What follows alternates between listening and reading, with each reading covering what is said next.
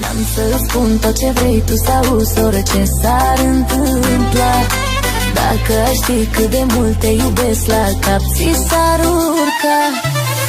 N-am încredere în tine, lasă că așa-i mai bine.